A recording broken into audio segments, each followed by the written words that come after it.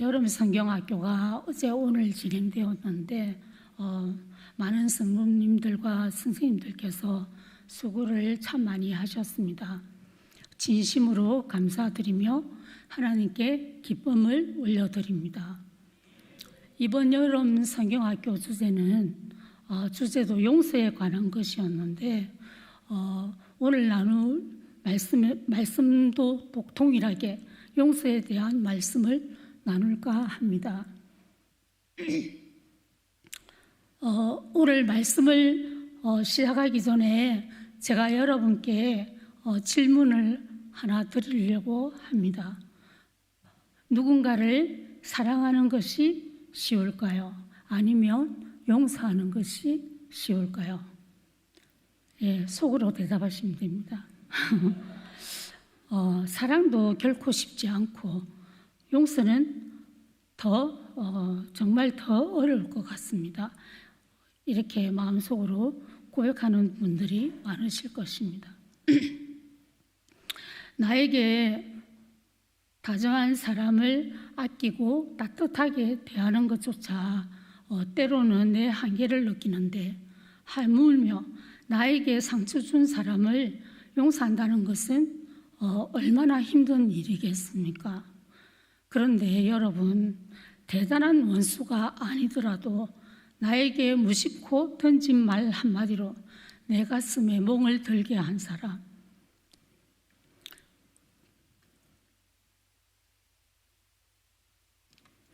나를 존중해 주지 않아 마음의 문을 닫게 만든 바로 그 사람을 생각하면 어떻습니까?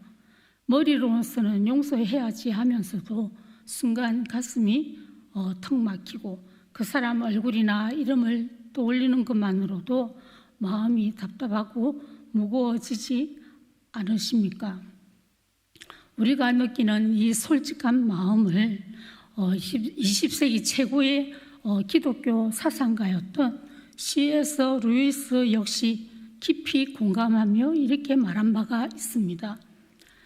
그는 자신의 저서 순전한 기독교에서 인간이 가장 지키기 힘든 계명이 바로 용서라고 고백하며 명언을 남겼습니다. 그 명언은 누구나 용서가 참 아름답고 훌륭한 생각이라는 데는 동의합니다. 막상 자신이 용서해야 할 누군가가 내 눈앞에 나타나기 전까지는 말입니다. 참으로 이 정확한 지적이 아닙니까? 꼭 영화에 나오는 피눈물 나는 거창한 비극이 아니더라도 나에게 깊은 상처를 준 사람, 그것도 어쩌다가 한 번이 아니라 깊은 관계 안에서 반복적으로 나를 무시하고 상처를 줄 때 여러분 마음은 어떠셨습니까? 입으로는 용서해야지 하는데 돌아서면 억울해서 자다가도 분통이 터지고 밤에 잠이 오지 않았던 경험을 다들 한 번쯤은 있을 줄 압니다. 과연 내 힘과 의지로 그 사람을 온전히 용서하는 일이 정말 쉬우시던가요? 용서는 결코 말장난이 아닙니다. 내 억울함과 자존심을 꺾어야 하는 너무나도 치열하고 아픈 내면의 실험이기 때문입니다. 그런데 놀랍게도 오늘 본문에 나오는 예수님의 제자들 역시 바로 이 지점에서 깊은 절망을 말하고 있습니다. 오늘 본문 누가복음 17장 3절과 4절을 보면 예수님께서 제자들에게 상식적으로는 도저히 이해할 수 없는 명령을 내리십니다. 우리가 잘 알고 있는 말씀인데 함께 읽어보겠습니다. 시작. 너희는 스스로 조심하라. 만일 내 형제가 죄를 범하거든 회개하거든 용서하라. 만일 하루에 7번이라도 내게 죄를 짓고 7번 내게 돌아와 내가 회개하노라 하거든 너는 용서할지어다. 아멘. 여기에서 예수님이 말씀하신 용서하라는 단어는 헬라어 원어로 아피에미라는 단어인데, 이 단어는 당시 시장에서 상인들이 쓰던 용어였습니다. 빛을 완전히 탕감해서 돌려보내다, 내 정당한 권리를 포기하다 라는 뜻입니다. 한번 생각해 보십시오. 누군가가 나에게 억울한 상처를 줄 때 우리 마음속에는 그 사람을 미워하고 정죄하는 것이 당연한 권리처럼 여겨집니다. 그런데 예수님께서는 지금 뭐라고 말씀하십니까? 내가 당연하게 지고 있던 그 미워할 권리를 스스로 내려놓고 그 사람이 진 죄의 빚을 완벽하게 탕감해 주라는 것입니다. 그것도 어쩌다 한 번이 아니라 하루에 7번이나 말입니다. 여러분, 이게 우리의 본성으로 가능한 일입니까? 한두 번은 인내심으로 억지로 참을 수 있겠지만 우리가 억지로 참을 수 있겠죠. 그렇지만 하루에 7번씩이나 똑같이 상처를 주고 와서 말로만 미안하다 하고 또 죄를 짓는 사람을 용서한다는 것은 인간의 감정이나 인품으로는 도저히 불가능한 일입니다. 예수님의 제자들 역시 바로 이 절망적인 한계를 직면했던 것입니다. 내 인품과 의지로는 절대 불가능하구나.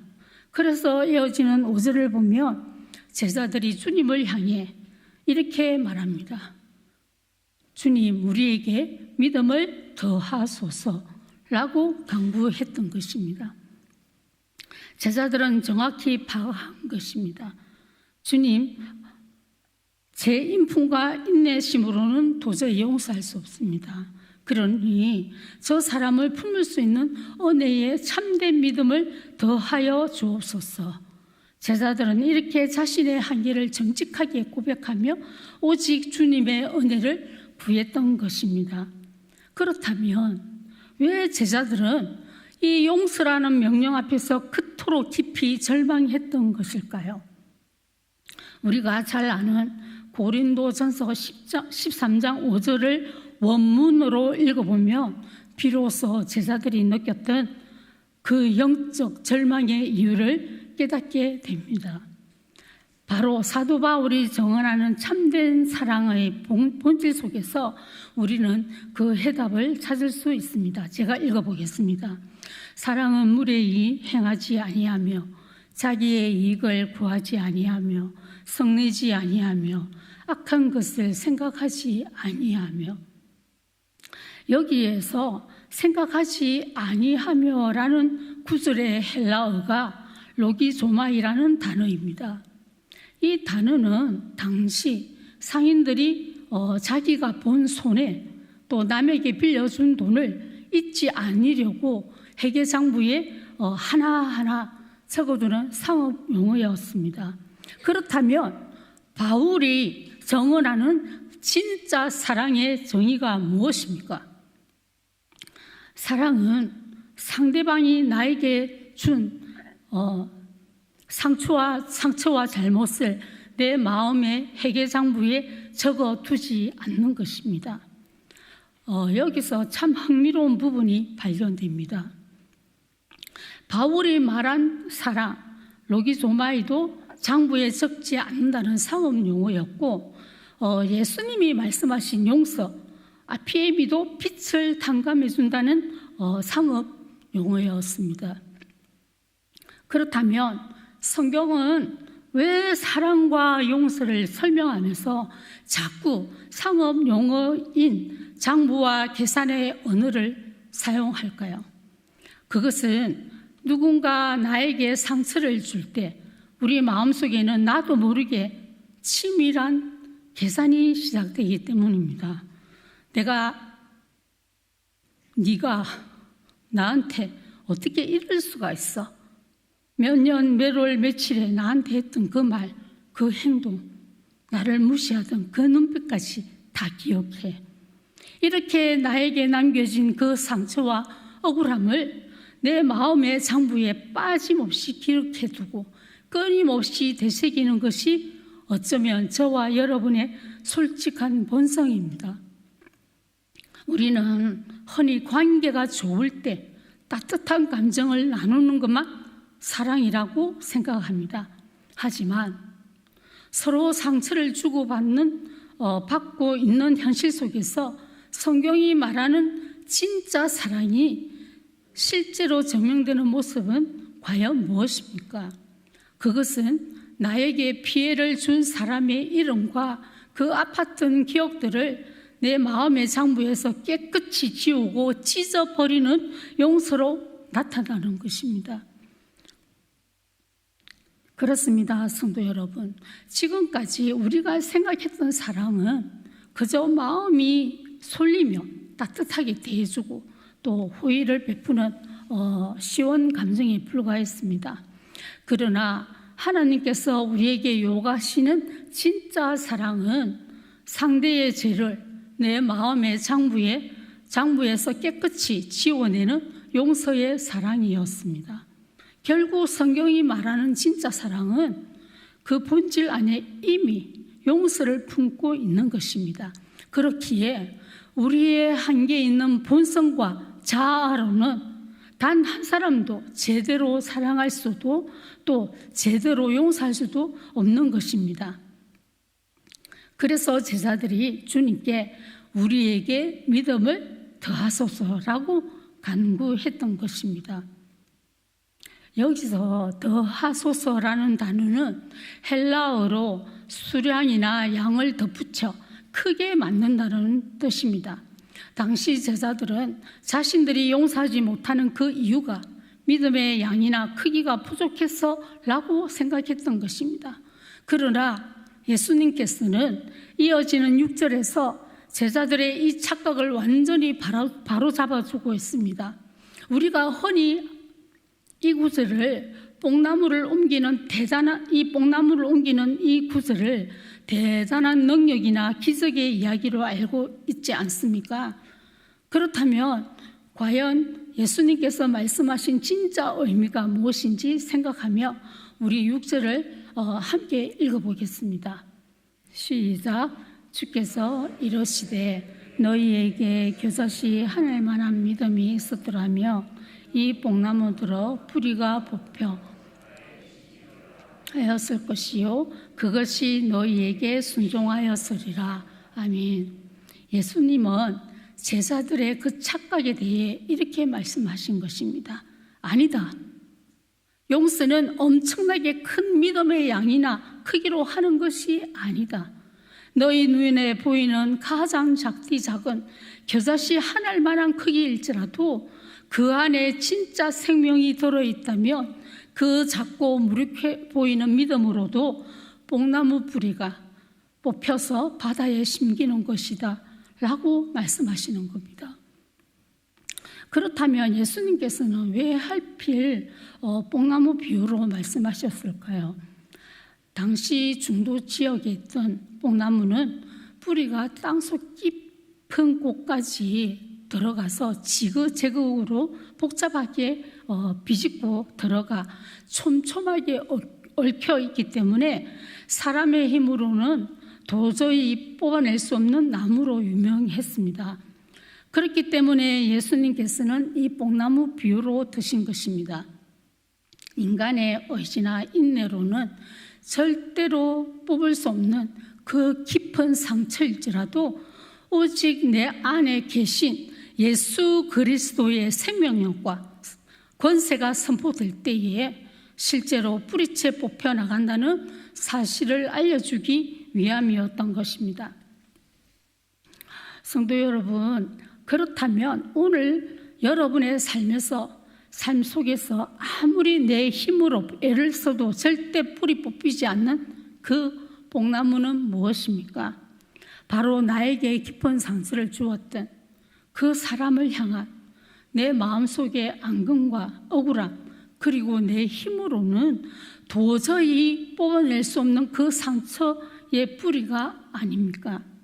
오늘 여러분의 가슴속을 정직하게 한번 들여다보시길 바랍니다. 겉으로는 아이고 나 그 사람 다 잊었고 용서했어요 라고 말하지만 사실은 내 마음의 회개장부에 그 사람의 이름과 상처받은 날짜, 나를 아프게 했던 말과 무시하던 그 눈빛들을 빽빽하게 적어두지는 않으셨습니까? 장부를 여전히 내 손에 꼭 쥐고 있는 것은 아직 용서가 아닙니다. 내 인품과 내 힘으로는 그 깊은 상처의 뿌리를 결코 뽑아낼 수 없다는 그 사실을 하나님 앞에 정직하게 인정하는 것, 여기서부터 진짜 복음의 역사가 시작되는 것입니다. 그렇습니다. 용서는 내 인품과 크기로 하는 것이 아니라 내 안에 계신 예수 그리스도의 생명력으로 하는 것입니다.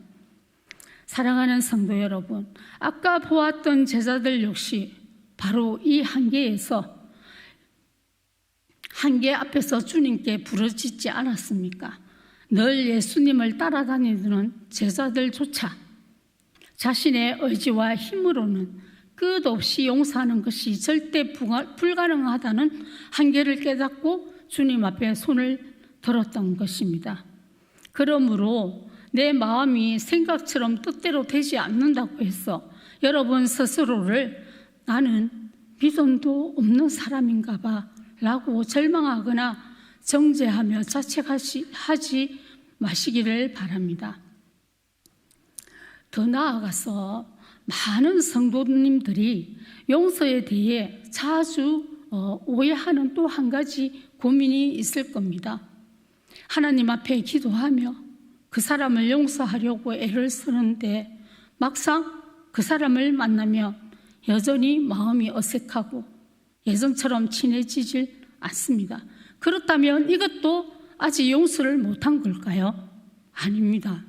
성경은 우리에게 용서와 화해가 엄연히 다르다는 사실을 가르쳐 주고 있습니다. 바울 사도는 로마서 12장 18절에서 이렇게 말합니다. 할 수 있거든 너희로서는 모든 사람과 더불어 화목하라고 권면하고 있습니다.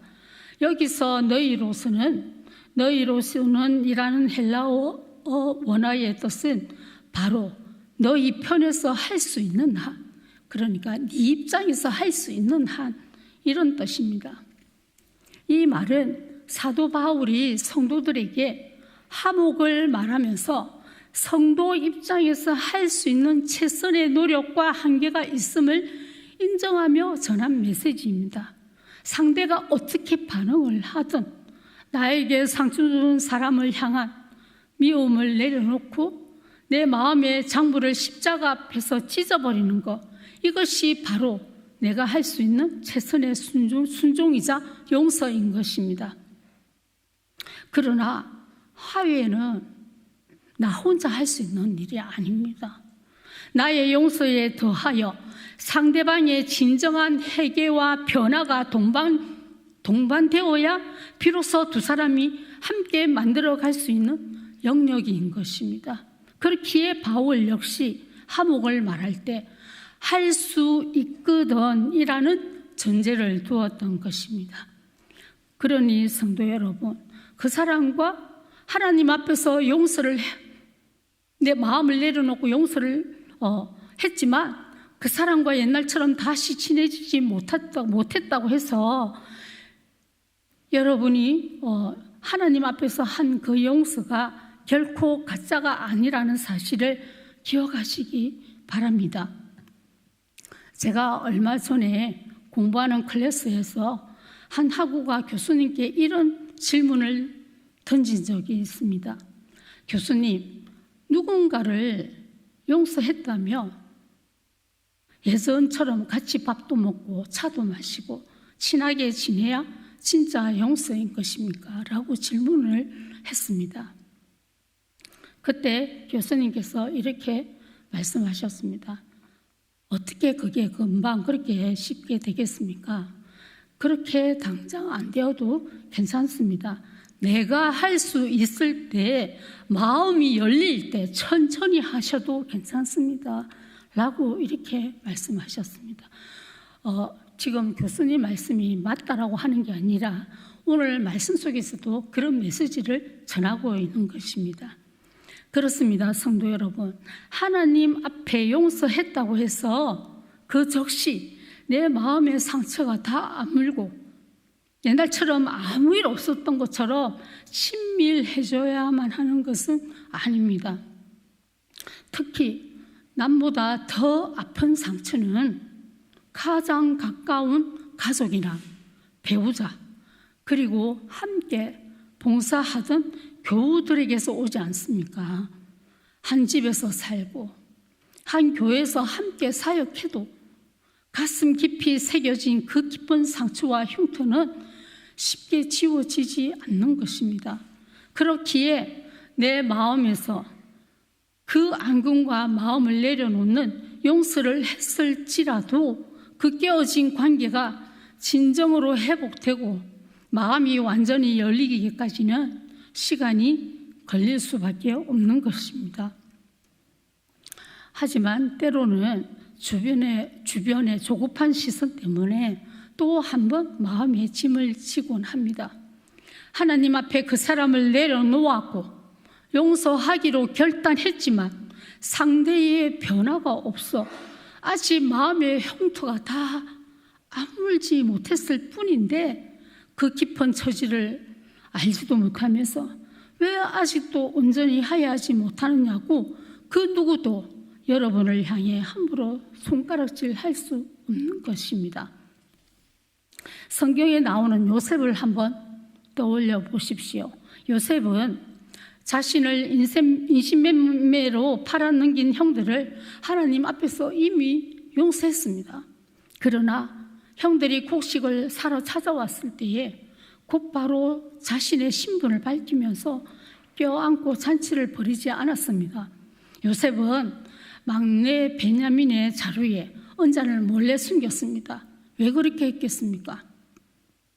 과거 자신을 시기에서 팔아넘겼던 그 형들이 이제는 아버지가 사랑하는 막내 베냐민을 목숨 걸고 지켜내는지 그들의 마음속에 진정한 회개와 변화가 일어났는지를 시험하고 확인해야 했기 때문에 그렇게 했습니다. 요셉의 모습을 통해 성경이 보여주는 참된 용서가 무엇입니까? 용서는 상대방이 변해야만 해주는 것이 아닙니다.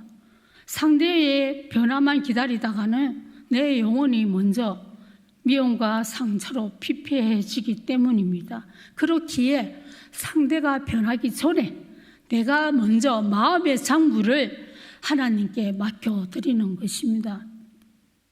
그렇다고 용서가 상대의 잘못을 없던 일로 해주거나 무조건 다시 신뢰하고 찾아가라는 뜻이 아닙니다. 그 사람에 대한 심판을 하나님께 완전히 맡겨드리고 내 마음이 미움이라는 감옥에서 평생 갇히지 않도록 나 자신을 놓아주는 것, 이것이 바로 참된 용서입니다. 그렇기에 요셉처럼 내 편에서의 용서는 이미 완성되었을지라도 관계의 진정한 화해는 상대의 회개와 시간이 필요한 과정인 것입니다. 그렇습니다, 성도 여러분. 참된 용서는 하나님 앞에 먼저 기도의 무릎을 꿇는 데서 시작됩니다. 하나님 앞에 나아가서 주님, 도저히 내 힘으로는 용서가 안 됩니다. 내 능력으로는 할 수 없으니 주님께서 제 마음을 만져주시고 바꾸어 주시옵소서 라고 내 솔직한 한계를 인정하며 기도의 자리에서 엎드리는 것입니다. 조금 전에도 말씀드렸듯이 용서는 단순히 내 감정의 문제가 아니라 하나님 앞에서 치러내는 영적 실험이기 때문입니다. 실제로 억울한 상처 속에서 수년 동안 영적 실험을 했던 어느 목사님의 이야기가 있습니다. 이 목사님에게는 목사님의 삶을 송두리째 흔들어 놓을 만큼 깊은 상처와 억울함을 안겨준 한 사람이 있었습니다. 하지만 그 목사님은 단순히 나 이제 저 사람 안 봐라고 돌아선 게 아니었습니다. 수년 동안 하나님 앞에 엎드려서 주님, 제 힘으로는 안 되오니 저 사람을 향한 제 미움을 거두어 주시고 제 마음을 바꾸어 주시옵소서라고 눈물로 기도했습니다. 그러나 현실은 어땠을까요? 상대방은 여전히 태도를 바꾸지 않고 계속해서 인격적인 무시와 상처를 주었습니다. 그런 상대 앞에서 수년 동안 기도했다고 한들 당장 따뜻한 감정이 생기지 않는 것은 어찌 보면 우리가 가진 지극히 당연한 인간적인 한계였습니다. 그러나 기억하시기 바랍니다. 상대가 전혀 바뀌지 않음에도 불구하고 하나님 앞에 엎드려 끝까지 하나님을 찾고 계신다면 이미 하나님께서 가장 기뻐하시는 가장 위대한 순종을 하고 있는 것입니다. 이 목사님이 자신의 솔직한 한계를 인정하며 십자가 앞으로 나아갔을 때 성령 하나님께서 그 심장에 십자가의 은혜를 부어주셨습니다. 자신이 십자가에서 얼마나 큰 죄의 빚을 탕감받았는지를 깨달았을 때 가슴속 깊이 박혀있던 미움의 뽕나무 뿌리가 마침내 뽑혀 나간 것입니다. 자신의 힘으로 용서한 것이 아닙니다.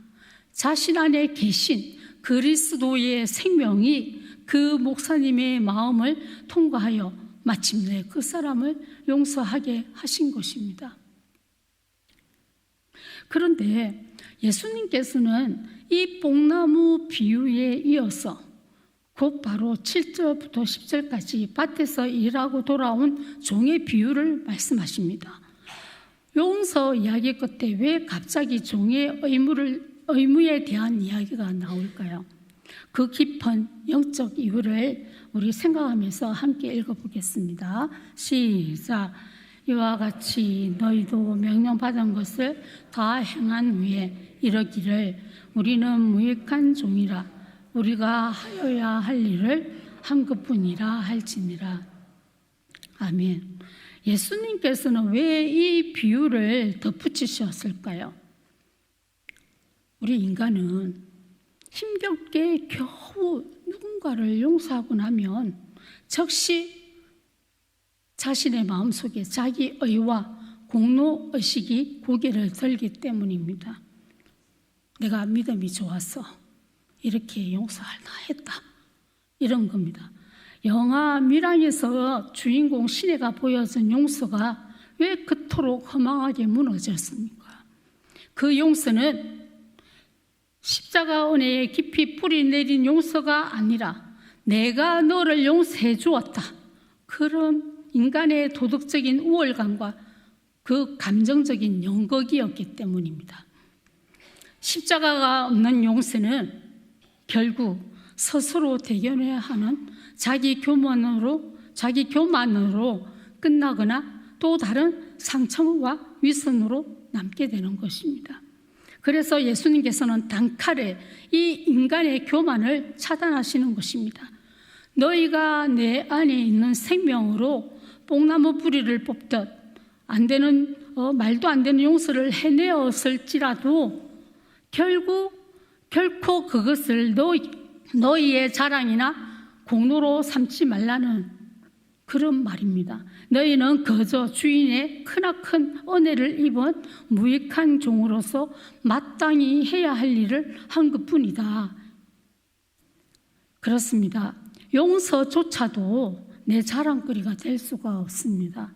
내가 용서할 수 있었던 것은 내 인품이 훌륭해서가 아니라 오직 십자가의 크신 은혜가 나를 통과해 흘러갔기 때문입니다. 그렇다면 성경이 우리에게 선포하는 참된 사랑의 기준은 과연 무엇인지 말씀을 보겠습니다.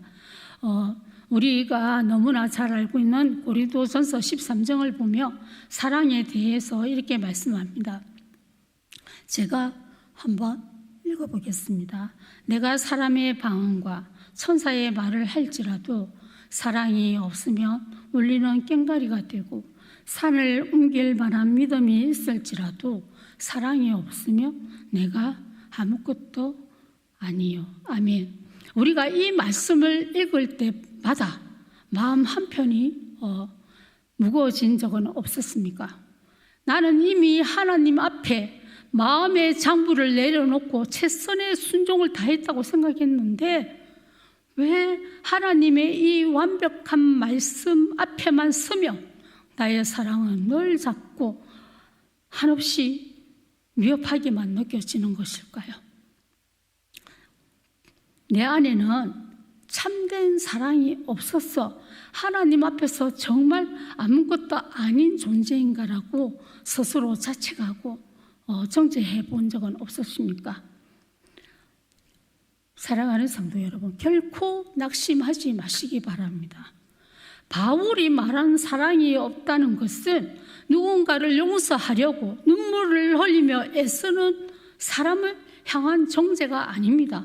자기의 은사를 자랑하며 공동체 안에서 무례하게 행동하고도 회개할 줄 모르는 교만한 자들을 향한 경고입니다. 그러니 누군가를 사랑하고 용서하게 해달라고 수년째 하나님 앞에 울며 기도하고 계신다면 그분은 사랑이 없는 사람이 아닙니다. 비록 완벽하지는 않을지라도 하나님 앞에 진짜 사랑을 구하고 있는 은혜의 사람인 것입니다. 하나님은 그 눈물겨운 기도를 가장 귀하고 기쁘게 보고 계시는 것입니다. 더 나아가서 십자가의 은혜는 이제 우리의 시선을 내 상처에만 가두지 않고 나 자신의 모습을 돌아보게 만듭니다.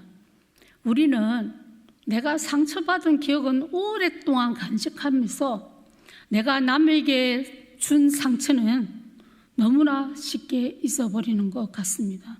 아니, 내가 남에게 준 상처조차도 아예 모른다는 것이 더 문제인 것 같습니다.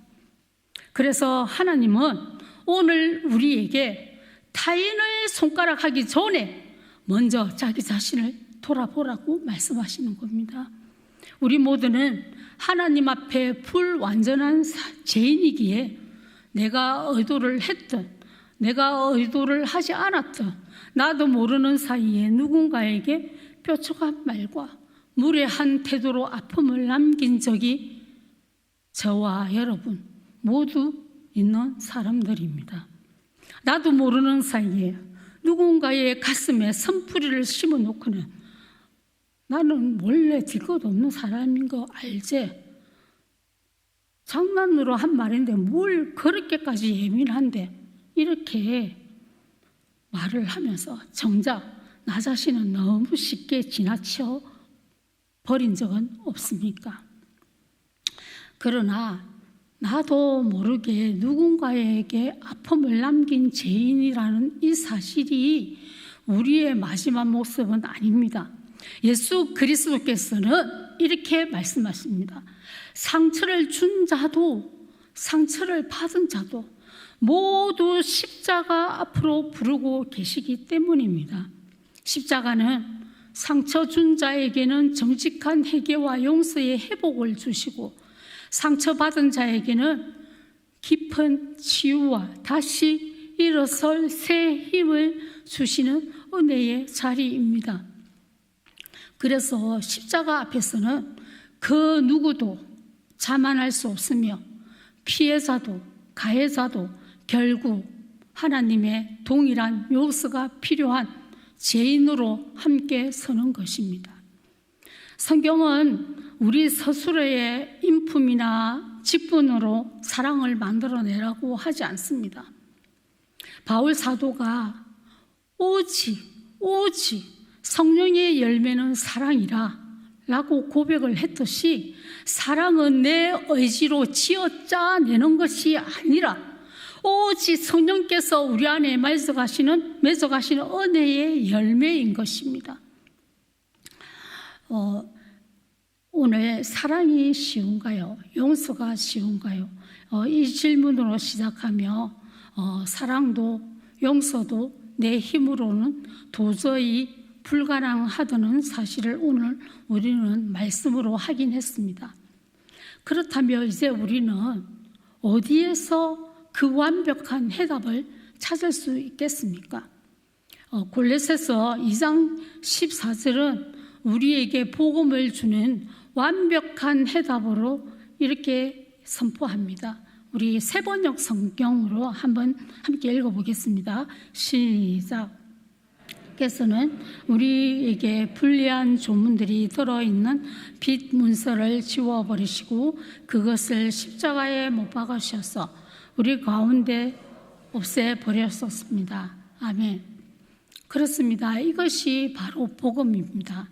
예수 그리스도께서 십자가에 피 흘리실 때 하나님께서는 모든 죄인이 지어 그 지저분한 죄의 장부를 친히 예수의 피로 지우시고 십자가에 못 박아서 완전히 찢어 버리셨습니다. 내가 도저히 용서받을 수 없는 자였는데 하나님께서 그 두꺼운 제 장부를 씻어 주신 것입니다. 그 크나큰 탕감의 은혜를 받은 자만이 내 손에 들려있던 상대방의 작은 장부를 내려놓을 수 있는 겨자씨의 믿음을 갖게 되는 것입니다. 사랑하는 성도 여러분, 내 힘으로 억지로 용서하려고 애쓰지 마십시오. 내 힘으로는 내 마음에 뽕나무를 뿌리 뽑을 수가 없고 상대의 죄에 대한 장부를 지울 수가 없습니다. 대신 나의 죄 장부를 짓기 위해서 십자가에서 모든 죄를 흘리신, 피를 흘리신 예수 그리스도의 은혜 앞으로 나아가십시오.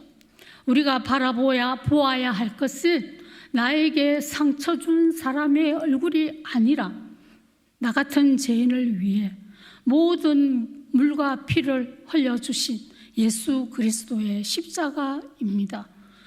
내 의지로 쥐어짜서 내는 용서가 아니라 나부터가 먼저 온전히 용서하신 그 십자가 사랑이 내 심장에 가득 채워질 때 비로소 우리의 닫힌 마음이 열리고 상처 입은 영혼이 참된 자유를 얻게 되는 것입니다. 그러므로 이제 상처 준 사람에게 매여 있던 그 시선을 거두고 나를 살리신 주님의 십자가를 바라보시기를 바랍니다. 나를 온전히 품어주신 그 크신 은혜가 내 심장에 차오를 때 비로소 우리의 닫힌 마음 문이 열리고 참된 해방이 시작될 것입니다. 그 십자가의 은혜로 말미암아 여러분의 삶 가운데 억지가 아닌 흘러넘치는 용서와 참된 자유의 기적이 임하기를 주님의 이름으로 간절히 축원합니다. 아멘. 우리 십자가 그 사랑 찬양 부르고 기도하겠습니다.